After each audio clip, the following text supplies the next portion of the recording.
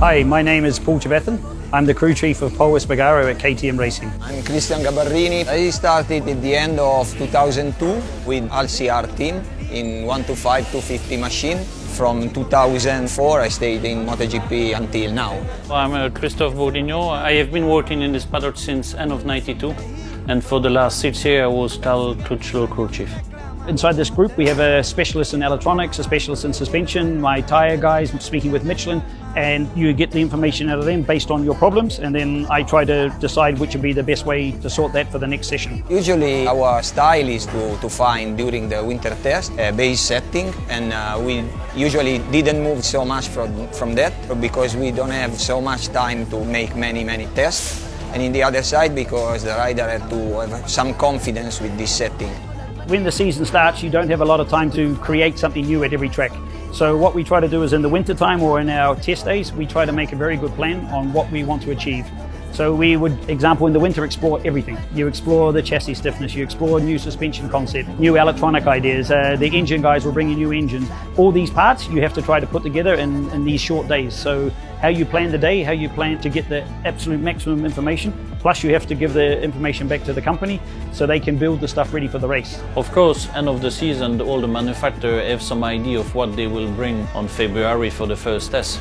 But then I will say is the beginning of a long process of testing that go all through the year. I don't think I ever seen any racetrack where we don't have a small thing to try. It's always some development, some evolution, some update parts. For sure Ducati is super aggressive in any area in which we can improve with technologies. We usually take care about any kind of detail, and if there is a possibility to improve something, we try. We don't have fear to make mistakes. Everybody of us reach a very high level.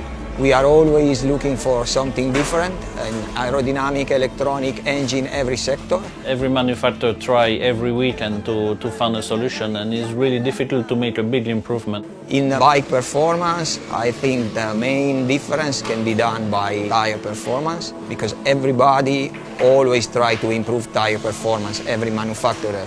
The day you can improve the grip on the bike, you go faster, you can lean more, you can carry more corner speed, and that will be lap time.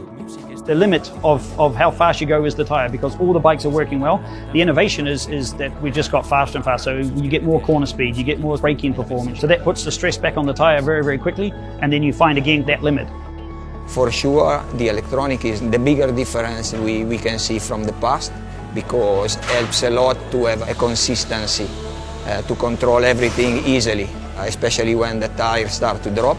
Electronics give a very big help to the rider to keep the lap time good.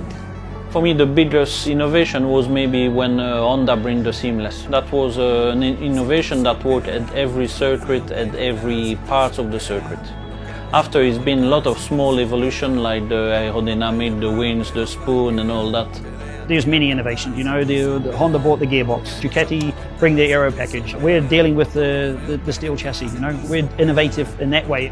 You almost need an inventor inside your own project who thinks of the crazy ideas, and can we make that happen, and will that make us faster? It's useful for the technical development in general. Many things that we try here then are moved in a street bike, and especially for the safety. We are the technical people on the racetrack, and we can give them some education about the direction for innovation. As the manufacturer, you use MotoGP to showcase your engineering capability. The more you bring all the parts together, the more you can show the world how good you are.